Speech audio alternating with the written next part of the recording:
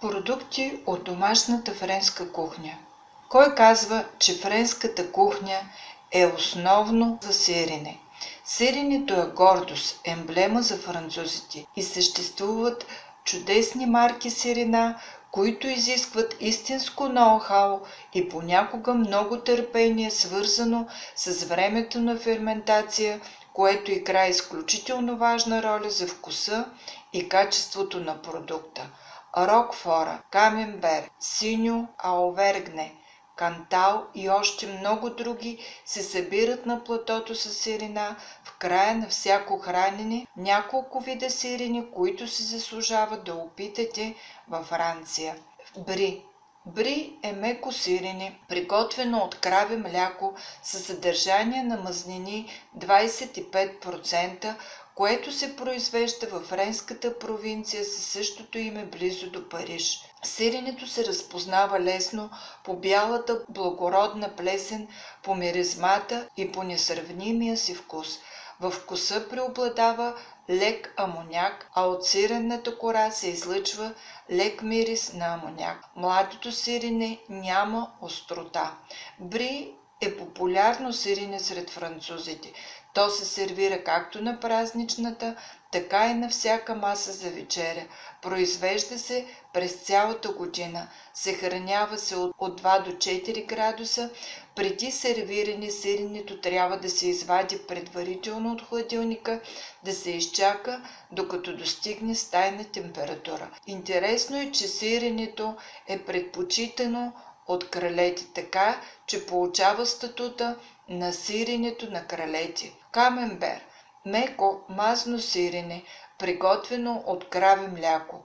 Външно прилича на сиренето бри, но се различава по високото съдържание на мазнини и специфичния аромат. Има гъбен вкус и отвън е покрит с бяла плесенясала коричка. При производството на камембера се използва пълномаслено краве мляко с добавяне на малко количество обезмаслено мляко. Кантал.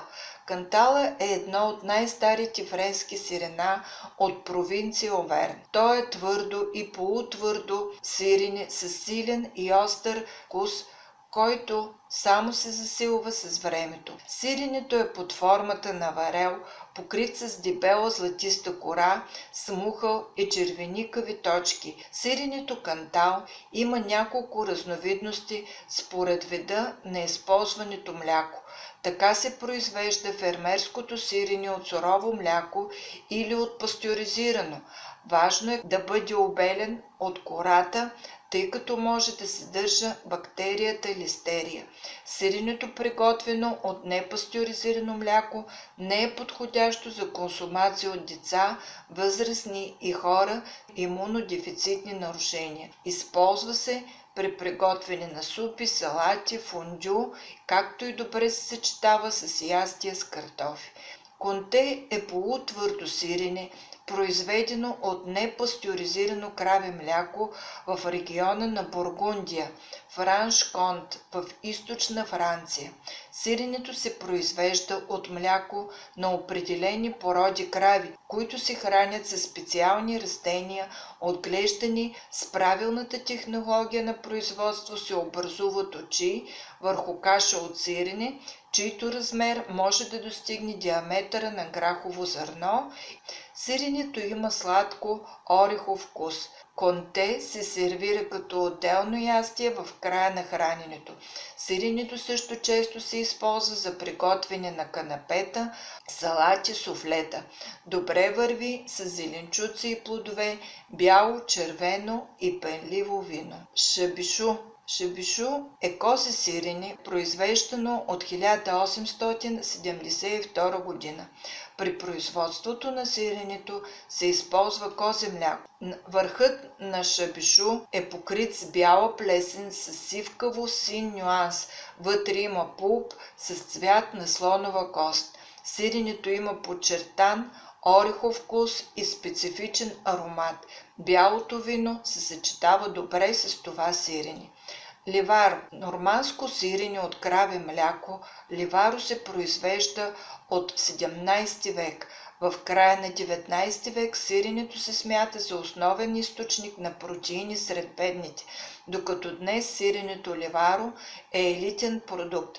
Прави впечатление, че сиренето се произвежда основно в топлия сезон.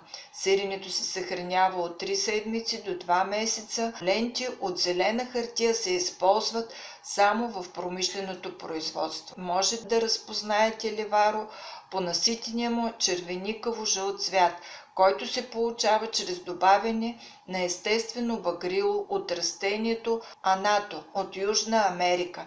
Месото на сиренето е жълто-оранжево. Вкусовите качества зависят от периода на стареене. Колкото по-дълъг е той, толкова по-ароматно е сиренето. Сиренето е меко по консистенция, но запазва формата си, когато се нареже. Ливаро се сервира в края на храненето като отделно ястие. Комбинира се с калвадос, сайдер и червени вина. Реблошон. Реблошон е меко сирене, произведено в подножието на Алпите в Савой. За производството на това сирене се използва непастеризирано краве мляко, което се оставя да вкисне. Получената маса се натрушава, поставя се в кълъп, пресова се, измива се в саламура и се оставя да отлежи 2 до 4 седмици. Зрелия реблошон може да бъде познат по оранжевата кора с тънко бяло покритие и меко твърдо млазно тяло и ярък аромат. Сиренето има богат вкус с нотки на орех и плодове. Мемолет. Оригиналното сирене мемолет е направено за първи път с указ на Луи XIV, който се нуждае от аналог на едамер, който е забранен за внос. Отличителната черта между тези сирена е оранжевия цвят на сиренето. При по-дълго излагане сиренето се втвърдява и придобива горчевина. Мемолет е сирене, приготвено от пастеризирано или пълномаслено краве мляко Мюнстер. Историята на мекото сирене Мюнстер датира от 660 година. По това време монасите произвеждали уникален млечен продукт в манастир. С течение на времето Мюнстер израства около манастира, от който сиренето наследява и името си. Времето на зреене на сиренето варира от 5 седмици до 3 месеца, през които е необходимо редовно да се обръща и изплаква с вода от изворите вогези. Благодарение на процедурите сиренето придобива оранжево-червеникава коричка. Сиренето се използва широко в готвенето. Използва се за пайове, салати. При сервиране се добавят семена от кимион. Монджор е меко сирене, произведено от краве мляко, което се произвежда както във Франция, така и в Швейцария.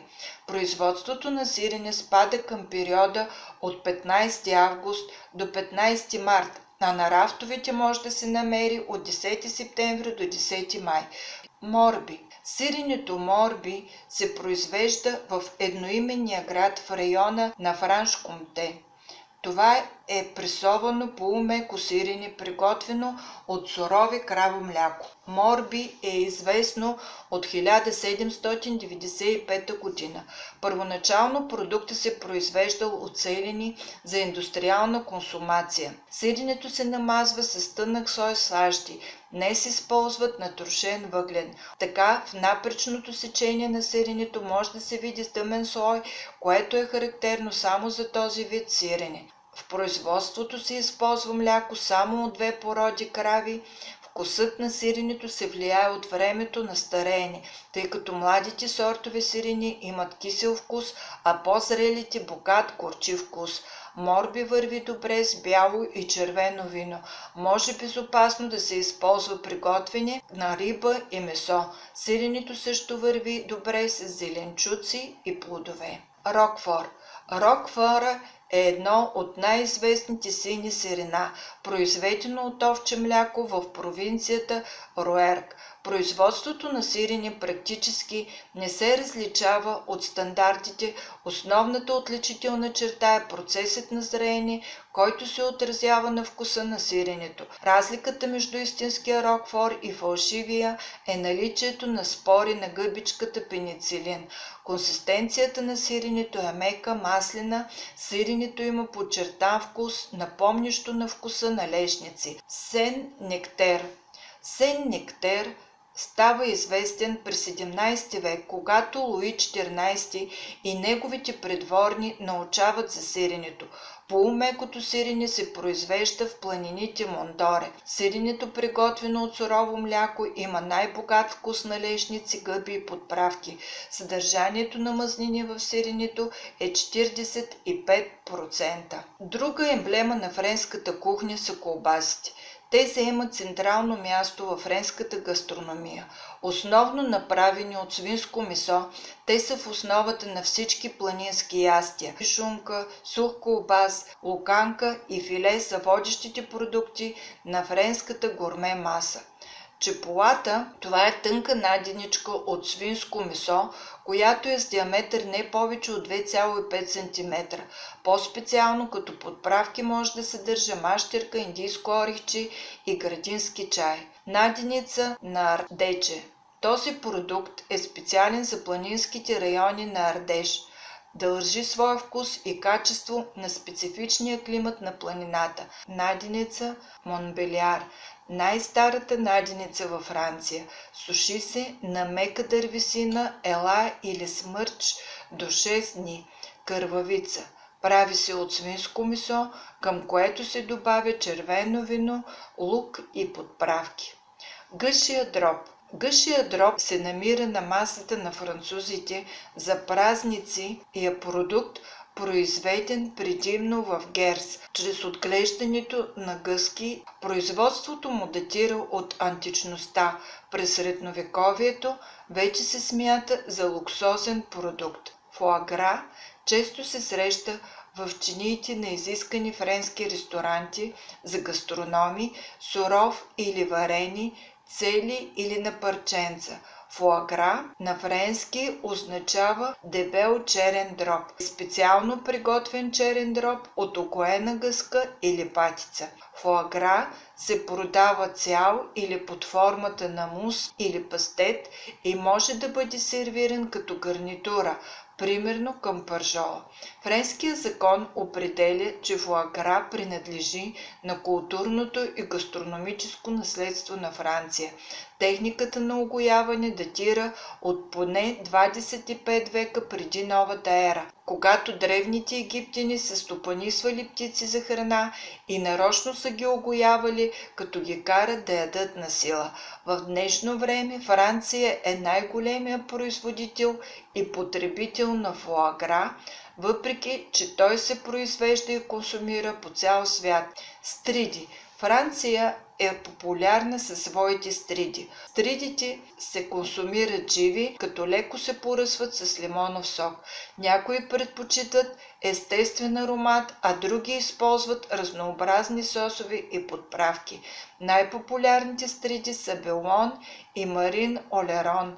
Диви стриди също се оценяват. Те се улавят в приливите или в близост до устията на реките, с изключение на лятото, защото по това време те се размножават, но французите внесоха нова порода стриди, която ядат и през летните месеци. Охлюви. По-малко известна френска храна. Биват два вида – бургундски и балки тъмни охлюви. Подправят се с лук, чесън, магданоз и други билки. Бургундските охлюви обикновено се сервират в собствените им черупки с чесново масло и зелени подправки. Сосове и яхнии се приготвят от втория вид охлюви. Жабешки крачета. Известен френски деликатес, който се сервира вече рядко в ресторантите. Това е свързано с трудностите при подготовката и много забрани, предназначени за защита на жабите от пълно унищожаване. Задните обезкостени жабешки бутчета се сервират задушени или пържени в различни сосове и подправки.